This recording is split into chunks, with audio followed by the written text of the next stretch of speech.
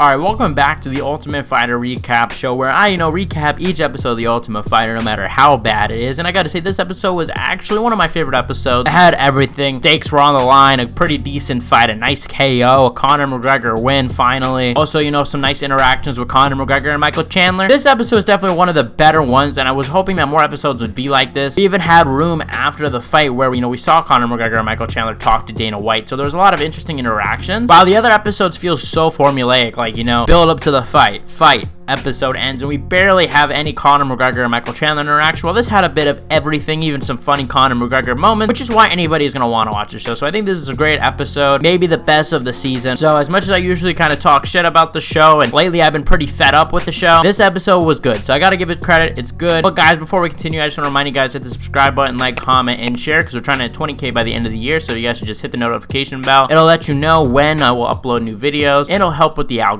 But let's go back to the Ultimate Fighter, right? Obviously, Conor going into the episode was 0-7, lost every single fight. So there's a lot of questions going into this one, like what happens if Conor McGregor loses this one? I've talked about at length before about, how I think Conor McGregor's team is just worse than Michael Chandler's team. Vets and prospects is a good idea on paper, but wasn't really well executed in my opinion. I've talked about this on many other recaps, so I don't want to just drone on about it because I talk about it every episode. But if you guys want to see me talk about it, then tune in for the last episode, and I explain more of my thoughts on that. But Conor McGregor's student, Rico Desculo, is facing off against Hunter Azure. Now, Hunter was obviously in the UFC pretty recently as well, and I thought he was going to win the fight. He trains at Fight Ready with Henry Cejudo and Demetrius Johnson, and the other guy just seemed to not be so well-rounded. He had some good jiu-jitsu, good boxing, but didn't really have a good wrestling background, and we saw that in the fight, which I'm going to get into, because despite winning, Rico did have a lot of bad moments, and it was really close to being finished for him. But the episode happened pretty fast into the episode. I want to talk more about what happened after the fight, because there was some fun stuff. But the first round, we could tell Hunter, was just dominating Rico on the ground. Rico had some good moments, especially with elbows off his back, elbows to the side of the head that really cut Hunter. Hunter just dominated the round, really good ground and pound. And like I said, this is once again because I just think that this Rico guy doesn't have so good wrestling. It seemed like from the way that he was training and went to a jiu-jitsu gym and just a boxing gym, didn't really go to an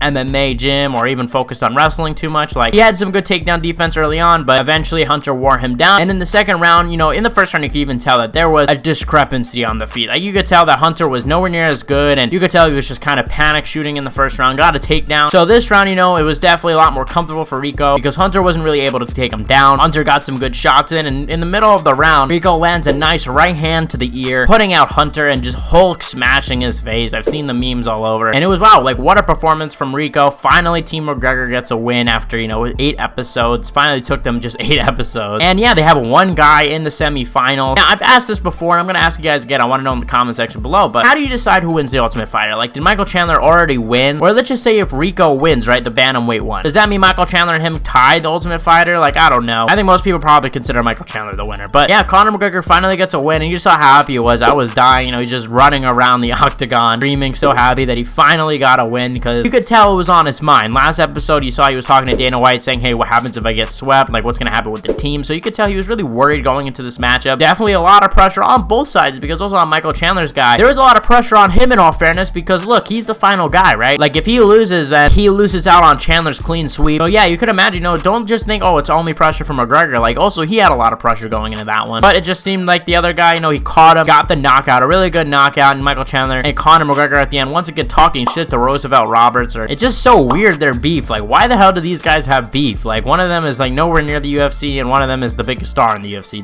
None of this beef makes no sense. But after we got, my favorite part of the season, I wish it would have lasted a bit longer, but when the coaches, come into Dana White's office to discuss the semi-final matchups. Now, there wasn't really much to talk about, obviously, because, Conor McGregor has one guy, the bantamweight guy, Rico, and whoever wins the lightweight tough bracket is going to be from Team Chandler. So really, McGregor had one shot, and it was really interesting because he called for Timur. He wanted Rico to fight Timur, which I think is a terrible matchup. Timur obviously has really good wrestling, and the thing that will make this interesting, though, is that he did gas in the later rounds. And if you guys don't know, the semifinals are going to be 3 rounds instead of 2 rounds, so the fights are going to be longer, which kind of sucks for the episodes, because I do feel like we're going to get even less Michael Chandler and Conor McGregor if the things go to distance. instance. But yeah, you know, there was a little bit friendliness of Michael Chandler and Conor McGregor after, you know, a bunch of beef. You know, they were kind of talking about the fights, and Conor McGregor basically acknowledged, hey, Timur's a hard fight, but he thinks it's going to be a good fight, him and Rico. And look, if Rico can get past Timur, I think that says a lot, and he might actually just win the whole thing then. But hey, there's actually a scenario where Conor McGregor could win this whole thing, because if you guys remember, Brad Katona is in that lightweight bracket, and even though, yes, he is Team Chandler, he does train with Conor McGregor, so it could be a situation where Brad Katona once again wins the Ultimate Fighter, and Rico wins the Bantamweight one. And then what do you say to that? Like, that would just be a crazy, weird comeback, but that's up to you to decide. I mean, would Conor McGregor be the winner then? I don't know. But what was more interesting was the preview for the next episode, where it looks like a few of Team Chandler's team is going to have to go to Conor McGregor's team. Now, we did talk about this in the last episode if Conor gets swept, but it seems like they're still doing this. To me, it seems like the obvious ones to put in terms of lightweight would probably be Brad Katona, because obviously Brad Katona already trains with Conor McGregor, so that's the one that makes the most sense. And you'd have to put on another lightweight and another bantamweight. I mean, I don't know, that's anybody's guess. I'd assume Austin Hubbard, who's going to be fighting Roosevelt Roberts, is going to be on Team McGregor as well. Seeing that, you know, it would probably make sense that, you know, Team McGregor is going to get the opposing opponents. But we did see a lot of Team Chandler's guys say, hey, I don't want to go to the McGregor team. And obviously, you know, McGregor's been losing the whole thing, so I guess I can understand. But to be honest, like I said, I don't think you're really changing these fighters so much over the course of the training camp. These 8 episodes, apparently, according to John Kavanaugh, who did an Instagram live this week, said that basically this was filmed over 2 weeks. So you can't really judge the coaches. It's more really on the fighters at that point. And honestly, yeah, because if you're going to have veterans, they're most likely going to win against the prospects. So it was a decent idea, terribly executed, as I mentioned many times before, but that was the Ultimate Fighter episode. And yeah, you know, finally Conor McGregor's in the win team. Will he win the Ultimate Fighter? I don't know. I doubt it. Like I said, it really depends on who you count winning the Ultimate Fighter. Like, does the winner win the Ultimate Fighter and that coach win? Very, very weird. But Michael Chandler was talking a lot on Twitter. It seems like that, you know, this whole Conor McGregor, will this fight happen drama is really getting to him. I assume we'll probably get an announcement at the end of the show if it is going to happen in December. We were told that we were going to get an announcement in the show. I think they were hoping to have this done a little bit earlier, but obviously there's so much drama with McGregor and Chandler, and it's been confirmed that McGregor is not in the USADA pool. Like, Dana White confirmed that, so technically, according to the rules, no, the fight can't happen in December. But like I said, I really think that Conor McGregor is going to get a get out of jail free card, basically break all the rules and just, you know, get to fight December 18th. That's what makes sense to me. And fighting at the end of the year, I mean, who knows, he could fight in January too. That's not off the table. But yeah, like I said, I've been excited for that matchup. And also another thing I forgot to mention was the final scene when Conor McGregor lets the guy Rico drive his Lamborghini, which Michael Chandler says is rented, which I have to say, obviously it's rented. He's in the United States. Like, I know Conor McGregor is rich, but come on, are we really gonna judge the man for not buying a Lamborghini just to leave in America? I mean, I guess he could bring it over, but come on, like, I don't know much about cars and how you transfer it to one country or another, but still, I assumed it was rented when I was watching, and I even thought of that. But yeah, Michael Chandler's distant about everything. You could tell that he is fed up. And yeah, that was the Ultimate Fighter episode, one of my favorite episodes. If you guys missed it, I would suggest you watch it. It was a pretty decent watch. And yeah, come back next week and I'll let you know if it's a decent watch again. You could watch that one. But regardless, guys, thank you guys for watching. You guys are the best fan base in MMA. I'll be back here next week talking about the Ultimate Fighter, and also there's a video about Paulo Costa, Hamza Chimaev coming out soon. Tune in for that. A lot of news came out today that I gotta cover and things like that. Alright, so anyway, like I said, let me know in the comment section below what you guys thought about the episode. Thank you guys for watching. You guys are the best fan base in MMA, and I'll see you guys